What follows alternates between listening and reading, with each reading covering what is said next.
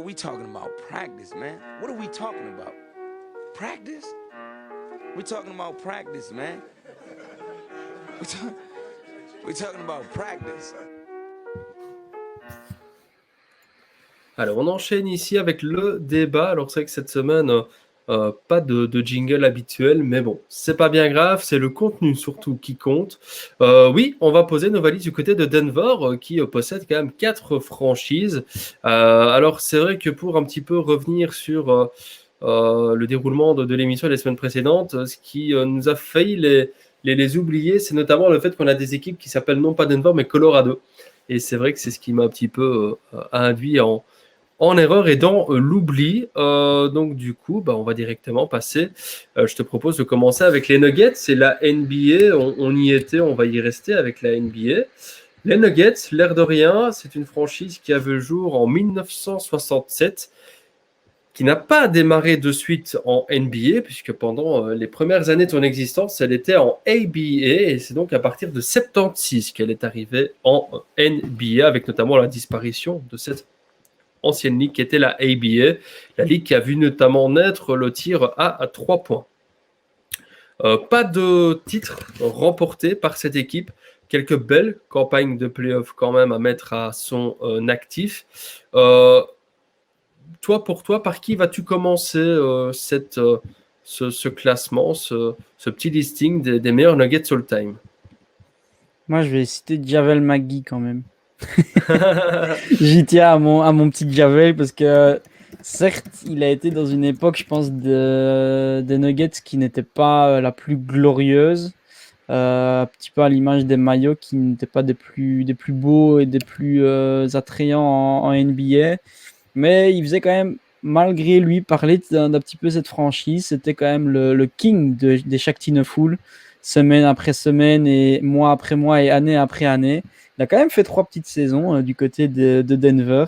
Mais Javel McGee, c'est quand même un sacré bonhomme, je pense, qui personnellement, moi, m'a fait connaître les Nuggets. Donc, je tenais quand même à le citer.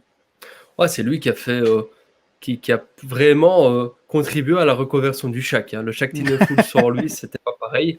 Moi, j'ai vraiment petite mention pour commencer, Kiki Van de Wege, joueur plutôt des années 70-80, gros scoreur, poste 4 plutôt. Donc Kiki Van de Wege pour commencer.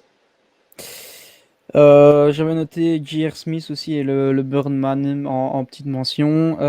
J'ai noté ensuite Dikembe Mutombo, quand même, avec 5 saisons, 3 fois All-Star, 1 fois Depoy, maillot retiré et Hall of Famer.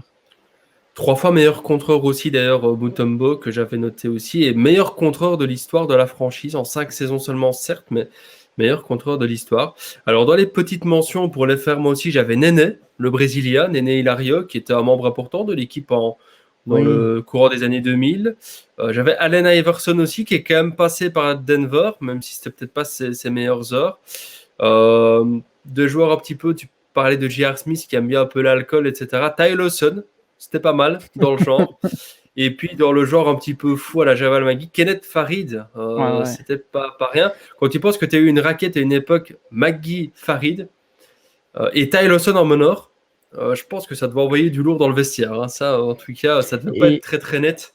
Et Kenneth Farid qui nous gratifiait quand même de très beaux dunks. Je me souviens aussi qu'il était quand même assez agressif sur l'arceau. Donc ça a aussi un petit peu placé Denver sur la map via des belles actions par Farid au dunk. Dans les mentions un petit peu plus sérieuses, Marcus Camby, qui a quand même passé 6 saisons là-bas après avoir été drafté et avoir commencé sa carrière à Toronto. 4 fois All Defensive Team, 3 fois meilleur contreur aussi, et de suite, c'est le seul avec Mutombo aussi à avoir été 3 fois meilleur contreur consécutivement. 1 fois Depoy, donc on aime bien les pivots défensifs forts contreurs du côté de Denver. Les montagnes ont l'air de donner de l'altitude à ces contreurs. Ensuite, moi, je vais enchaîner avec Lafayette Lever avec 6 saisons. Il était 2 fois All-Star et maillot retiré aussi du côté des Nuggets. Monsieur triple-double d'ailleurs, Fat Lever. Moi, j'enchaîne avec Nikola Jokic, et oui, joueur actuel, 6e saison actuellement du côté de Denver, mais il a quand même déjà un beau petit palmarès. Il a été All-Rookie Team, 3 fois All-Star, 2 fois All-NBA. En passe peut-être de devenir MVP. Donc non, Nikola Jokic me dit qu'avec la durée, ça pourrait Ouais. devenir un client très sérieux. Ouais, je l'avais oublié, mais j'y avais pensé, j'ai oublié de le noter, Nikola Jokic. Je vais enchaîner avec Dan Issel, qui nous a fait 10 saisons du côté des Nuggets. Il a ensuite fait 4 saisons en tant que coach, et il a été une fois All-Star, maillot retiré et Hall of Famer. Il a aussi joué avec les Nuggets version ABA, si je ne dis pas de Ouais. bêtises, à Issel, qui est le numéro 1 au rebond et le deuxième meilleur marqueur all-time quand même, Dan Issel. Moi, j'enchaîne avec David Thompson, un joueur un petit peu, je ne vais pas dire sous-coté ou un petit peu oublié, mais qu'on ne cite pas toujours. Pourtant, David Thompson, c'est 6 saisons là-bas avec Denver, plus une saison en ABA. Donc, il a d'abord été, Ouais. il a terminé l'aventure ABA et puis ensuite, il a suivi l'équipe en NBA, Hall of Famer maillot retiré, 3 fois All-Star, en NBA plus une fois All-Star en ABA quand même, donc 4 fois All-Star au total, 2 fois All-NBA Team, un match à 73 points, donc c'est un des seuls, ils sont 5-6 je crois, à avoir collé 70 points en un match, il en fait partie, et sur sa période Denver en 6 saisons, c'est 24 points par match en moyenne, donc c'était un gros scoreur David Thompson, qu'on ne cite pas toujours parmi les meilleurs joueurs à son poste, notamment c'est un arrière, enfin poste 2-3, vraiment pas mal. Et il a été aussi MVP du All-Star Game en NBA et en ABA. Donc, quand même, pour être MVP, il faut quand même faire de sacrées performances. Moi, j'avais noté aussi Carmelo Anthony, Ouais. avec ses 8 saisons et 4 fois All-Star. J'ai pas trouvé plus que ça pour le moment, parce qu'il est quand même toujours actif. Donc, je suppose qu'il aura quand même son maillot retiré et futur Hall Je of Famer. pense. Ça, Ouais. c'est presque sûr pour notre ami Melo. Et puis, finale de conf aussi en 2009, si ma mémoire est bonne. Je crois que c'est le meilleur résultat obtenu par les Nuggets, l'air de rien. Donc, même s'il y a eu beaucoup d'éliminations au premier tour en playoff, Melo, du côté de Denver, c'était du très très bon Melo. Hein. C'était un Melo en plus un peu plus athlétique qui montait aussi beaucoup au cercle. Moi, je n'ai plus d'autres mentions à part le numéro 1. Je ne sais pas si toi, tu avais encore d'autres mentions, si on passe au number one du côté de Denver. Je t'en prie. C'est Alex English, qui a passé 11 saisons. Alors lui, il a d'abord évolué du côté, je crois, de Milwaukee, d'Indiana, puis il est arrivé du côté de Denver lors d'un trade. Et en 11 saisons, c'est Hall of Famer maillot retiré, 8 fois All-Star, 3 fois All-NBA. C'est le meilleur marqueur, enfin une fois meilleur marqueur en tout cas en saison régulière. Et puis c'est le meilleur marqueur, meilleur passeur aussi de l'histoire de la franchise. Le joueur à avoir joué le plus de matchs en carrière avec Denver. 21 645 points, donc plus de 20 000 points quand même. Ça reste un club assez fermé et quasiment 26 points par match en moyenne sur un échantillon de plus de 800 matchs. Donc c'était un très très gros scoreur dans les années 80. Malheureusement, un petit manque de résultats en playoff, peut-être pour le citer plus haut dans une hiérarchie all-time, même aussi Alex English. Mais incontestablement, le number one, Nikola Jokic pourrait peut-être être celui qui Ouais. ira le rechercher, même s'il va falloir se lever tôt quand même. C'est vrai, c'est vrai. Ben moi, écoute, j'avais noté le même pour moi, le King des Nuggets. J'hésitais avec Melo, mais je me dis, Melo, il a quand même été le plus gros de sa carrière, je pense. Ça a été du côté des Knicks, si tu dois vraiment le placer, que du côté des Nuggets. Mais ouais, je pense que je vais te rejoindre sur Alex English pour le King des Nuggets. On va enchaîner avec les Rockies de Colorado, donc ça joue bien à Denver. Hein. Colorado, c'est l'état dans lequel se situe Denver.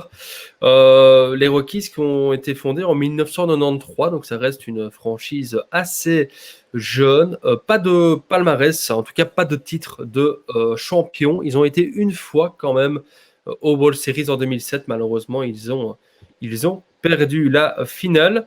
Je te propose directement de passer à ces mentions. Quelles sont les mentions, toi, de ton côté, du côté des Rockies? Je vais commencer avec Troy Tulowitzki, avec ses 9 saisons, 5 fois All-Star, 2 fois Golden Glove et 2 fois Silver Slugger. Ouais, joueur que j'ai vu jouer lorsqu'il était passé à Toronto pour un petit peu terminer sa carrière. Moi, je vais démarrer avec DJ LeMahieu, qui évolue maintenant du côté de New York. Il est allé quand même dans une plus grande ville, plus grand marché pour mieux briller encore. En cette saison, tout de même, du côté des Rockies, c'est 2 fois All-Star et 3 fois Gold Glove. J'enchaîne avec Carlos Gonzalez avec ses 9 saisons, 3 fois All-Star, 3 fois Golden Glove et 2 fois Silver Slugger. Moi, je vais enchaîner avec Charlie Blackmon. Alors là, on a quasiment que des joueurs de champ, hein, je pense, dans notre listing. Il faut savoir que Colorado, c'est une ville enfin Denver en tout cas, c'est une ville d'altitude, propice justement aux frappeurs, beaucoup moins aux lanceurs. Je sais qu'il y a un truc avec l'altitude qui se passe et qui fait que les balles s'envolent peut-être encore mieux qu'ailleurs. Donc voilà, donc Charlie Blackmon, 11 saisons. Il joue toujours d'ailleurs du côté de Colorado avec 4 fois All-Star, 2 fois Silver Slugger et une fois meilleur batteur de la saison. J'ai ensuite Vinny Castilla avec 7 saisons, 2 fois All-Star, 3 fois Silver Slugger et une fois RBI. Ouais, moi j'enchaîne avec Nolan Arenado, qui aurait pu être selon moi le numéro 1 chez les Rockies. Malheureusement, il a été, voilà, il est arrivé du côté de Saint-Louis cette saison, renforcer les Cardinals, qui figurent selon moi parmi des outsiders, en tout cas très sérieux cette saison à MLB. Donc il a passé quand même 8 saisons, 5 fois All-Star, 8 fois Gold Glove, 4 fois Silver Slugger, 4 fois Platinum Glove aussi. Donc beau palmarès pour Arenado, un des meilleurs joueurs à son poste. Malheureusement, il est parti désormais, donc impossible pour moi de le placer plus haut. Je vais noter aussi Andrés Galarraga avec 4 saisons, 2 fois All-Star, une fois Silver Slugger, une fois Batting Champion, une fois Home Run Leader et 2 fois RBI. Moi ici, j'enchaîne avec Larry Walker qui a passé 10 saisons, MVP quand même à une reprise. Je crois que c'est le seul à avoir été MVP de saison régulière avec le maillot des Rockies. 4 fois All-Star, 5 fois Gold Glove, 2 fois Silver Slugger et 3 fois meilleur batteur. Donc en parlant de meilleur batteur, c'est la meilleure moyenne au bâton sur une saison. J'enchaîne avec Matt Holliday avec ses 5 saisons, 2 fois All-Star. Il a été MVP des séances en playoff, 2 fois Silver Slugger, une fois Batting Champion et une fois RBI Leader. Je ne sais pas si tu as encore d'autres mentions. J'avais Dante Bichette avec ses 6 saisons, et puis il a été 2 saisons coach. Il a été 4 fois All-Star, une fois Silver Slugger, une fois Home Run Leader et une fois RBI Leader. Voilà, moi j'étais à mon number one, je n'ai plus de mention, moi j'ai fait le tour. Je pense on est d'accord sur le même, Todd Helton. C'est ça, Todd Helton. Todd Helton, ouais. 17 saisons, donc oui, il a la longévité qui parle, maillot retiré. Et Dieu sait qu'ils sont peu à avoir leur maillot retiré du côté de Colorado. 5 fois All-Star, 3 fois Gold Glove, 4 fois Silver Slugger, donc c'est pas celui qui a peut-être le plus beau palmarès, mais il est quand même le numéro 1 en match, en nombre de hits, en nombre de runs, en nombre de RBI et de home run. Donc les principales catégories statistiques pour un joueur de champ. Donc oui, Todd Helton, certes, dans l'histoire peut-être d'autres franchises un peu plus prestigieuses, on citerait jamais son nom, mais dans celle des Rockies, je sais pas si tu as un petit peu du même avis d'ailleurs pour un peu parler de Denver. Peut-être pas peut-être pas en NFL, mais dans les autres sports. C'est une ville finalement qui attire quand même assez peu les regards et où finalement assez peu de stars vraiment sont passées ou sont restées. Chez moi, c'est en tout cas le constat que j'ai fait ici. Ouais, c'est Là, vrai que c'est un j'ai un bon peu le même exemple. constat. Et même du côté des Broncos, on voit que la hype est un petit peu redescendue. Désormais, avec Denver, c'est plus non plus l'équipe qu'elle était à l'époque. Et je pense que ouais, elle rentre un petit peu dans le rang de ce qu'on peut faire à Denver. Maintenant, voilà, les fans de cette ville peuvent se consoler avec les Nuggets qui justement reprennent un petit peu le flambeau et le remontent un petit peu. Mais c'est clair que c'est un petit peu. Je me suis fait un petit peu la même réflexion en faisant cette chronique. On va enchaîner avec la NHL et les Colorado Avalanche, fondés en 1995. Donc, ils sont arrivés à Denver en 1995. Auparavant, ça a évolué du côté de Québec, où ça s'appelait les Nordiques de Québec. Donc, nous, on va vraiment parler de l'époque bien sûr, du Colorado, hein, puisque le Québec est fort, fort loin de Denver, hein, Québec City. Au niveau du palmarès, c'est pas folichon, hein, on n'a pas à se le cacher.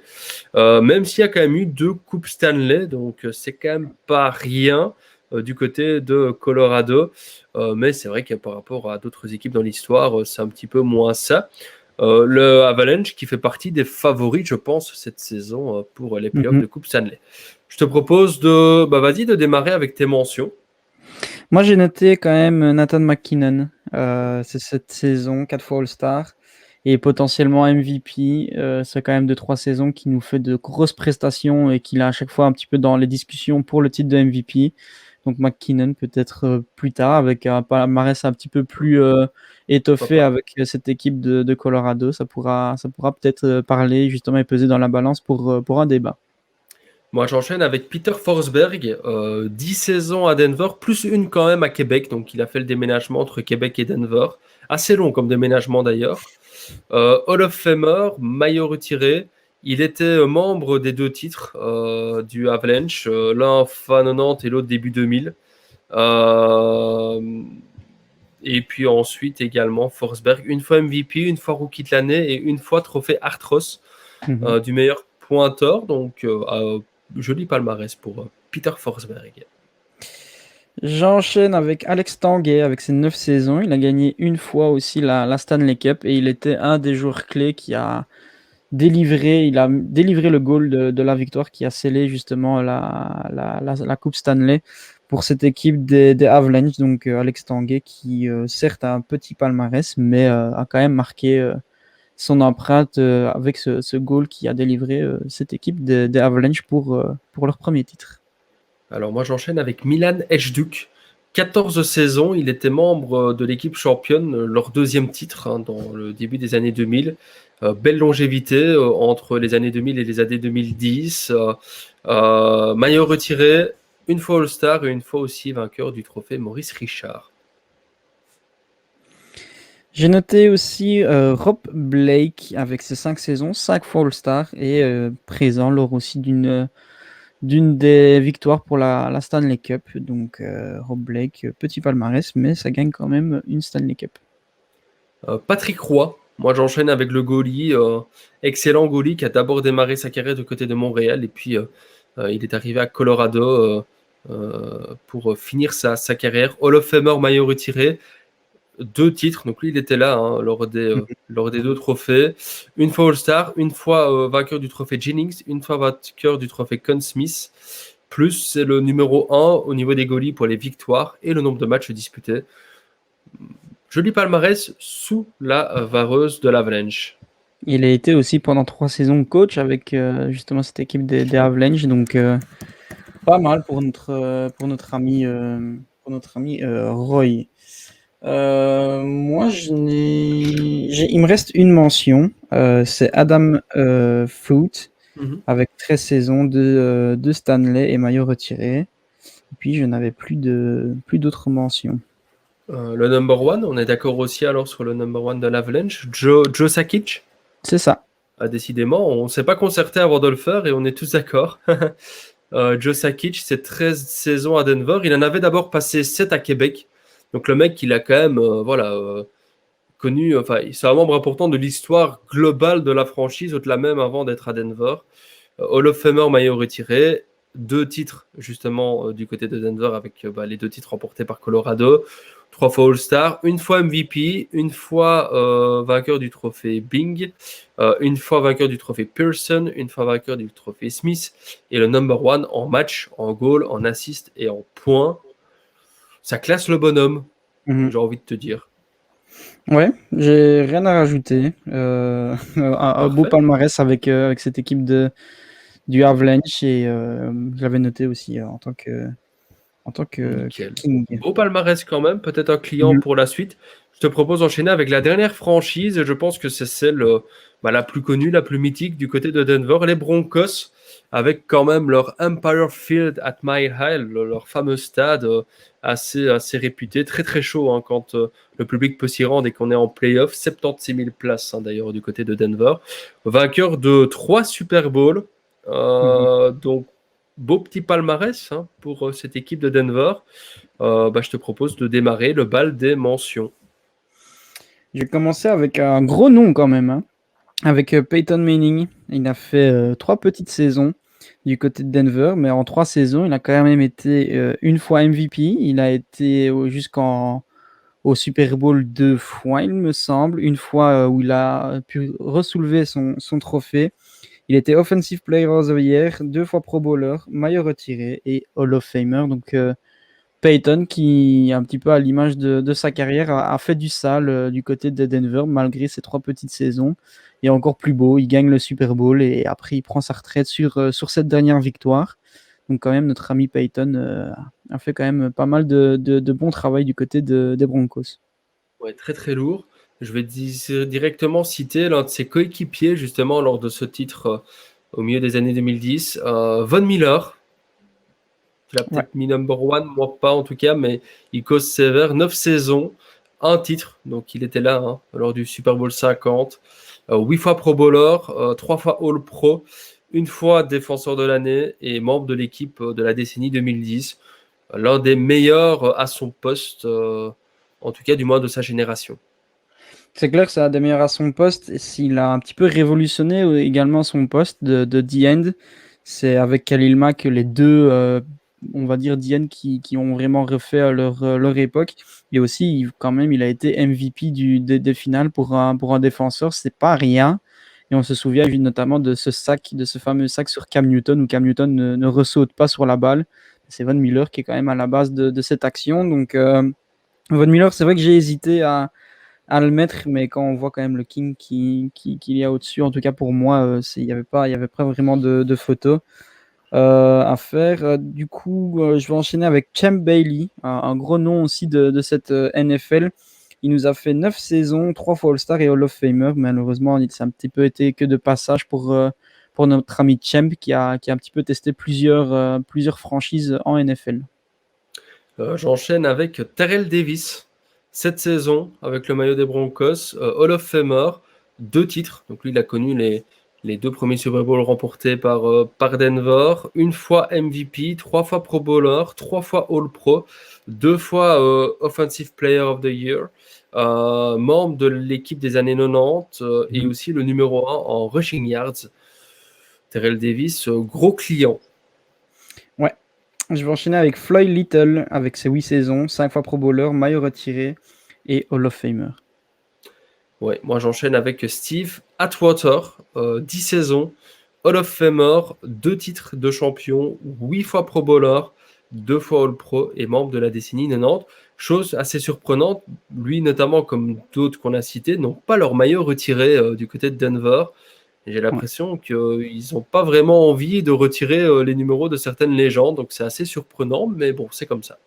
Et Atwater, qui est un safety qui a quand même pas mal révolutionné son poste également et qui est classé comme un des meilleurs safety all-time. Donc Atwater, quand même un sacré gars. J'enchaîne avec Gary Zimmerman avec ses 4 saisons. Il a gagné un Super Bowl, il a été 2 fois Pro Bowler. Aussi un gros nom de la NFL, mais qui est un petit peu picoré un petit peu dans toutes les équipes en NFL. Donc 4 petites saisons pour Gary Zimmerman.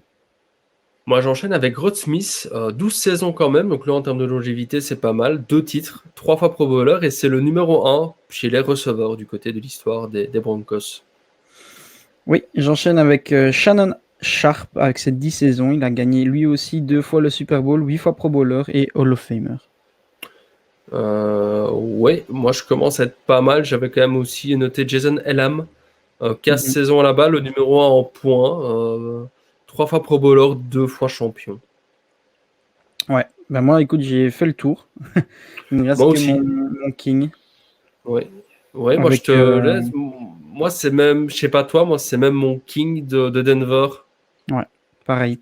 On est Ben, c'est d'accord alors. tout simplement John Elway avec ses 15 saisons du côté des Broncos. Il a été ensuite GM pendant 9 saisons avec le Broncos jusque l'année passée. Et désormais, il est président des opérations footballistiques du côté des Broncos. Donc rien que ça. Il fait partie de la présidence. Le gars qui, je pense, est à la clé quand même des 2 Super Bowls. Il a été MVP du Super Bowl. Il a aussi été MVP de saison. Il a été 9 fois Pro Bowler, maillot retiré et Hall of Famer. Rien que ça. Donc quand même un gros palmarès. Et puis comme j'aime bien le répéter un petit peu dans chaque émission, le fait qu'on voit qu'il s'investit un petit peu aussi en tant que GM, président, etc. Ça montre comme quoi il a de l'affectif pour cette équipe et pour cette ville, à l'image peut-être de certains joueurs qui comme par exemple un Dwayne Wade, hein, qui on aurait peut-être pu penser qu'il aille du côté de Chicago ou de Miami, qui va un petit peu se foutre chez les Jazz dans le staff. Un petit peu surprenant. Respect pour les Mormons quand même. Ouais, et puis ici, bah voilà, on a John Elway qui reste engagé avec sa franchise et qui reste fidèle. Et il faut quand même lui rendre ce mérite. C'est quand même un nom, pour ne pas Aussi. être le plus grand fan absolu de NFL, c'est quand même un mec dont j'ai déjà entendu un petit peu le nom quand même quand on s'intéresse un tout petit peu à la NFL. Voilà, c'est peut-être pas celui qu'on va citer en premier, hein, bien sûr, mais son nom ne m'était pas étranger non plus loin de là par rapport à d'autres joueurs. Je t'avoue que j'ai hésité, moi, à le placer en number one.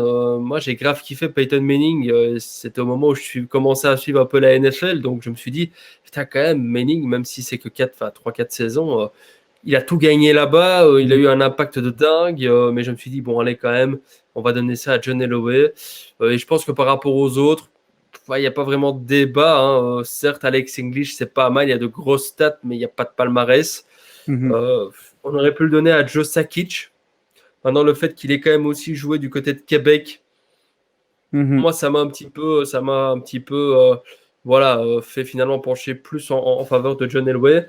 Et puis, je ne sais pas toi, mais c'est vrai qu'au final, quand je vois les 4 équipes, on va me demander de citer une équipe en premier. Je vais peut-être quand même te citer les Broncos d'abord. C'est quand même l'équipe qui a gagné le plus de titres là-bas. Et j'ai l'impression que c'est quand même peut-être le sport phare quand même du côté de Denver avec les Broncos, plus que les autres équipes, que ce soit les Rockies, l'Avalanche ou les Nuggets, qui sont peut-être dans standing un peu moindre que les Broncos. Ouais, c'est vrai que je te rejoins un peu là-dessus. Et c'est vrai que moi j'ai hésité entre Peyton et Von Miller et John Elway, mais quand tu vois quand même le palmarès, et puis comme je l'ai dit, il est quand même assez fidèle en devenant manager, en devenant président des opérations. C'est quand même comme quoi il a investi dans le club. Et peut-être que Von Miller le sera par après, hein, on ne sait pas, mais voilà, Von Miller n'a pas encore fini sa carrière. En espérant qu'il reste toute sa carrière du côté des Broncos. Et je pense que Peyton Manning, certes, il a fait du très bon travail du côté des Broncos, mais ça reste quand même assez un passage, on va dire, tout de même. Je pense que si tu dois le placer vraiment comme King Goat, tu le mets du côté des Colts avec Indianapolis que ici avec Denver.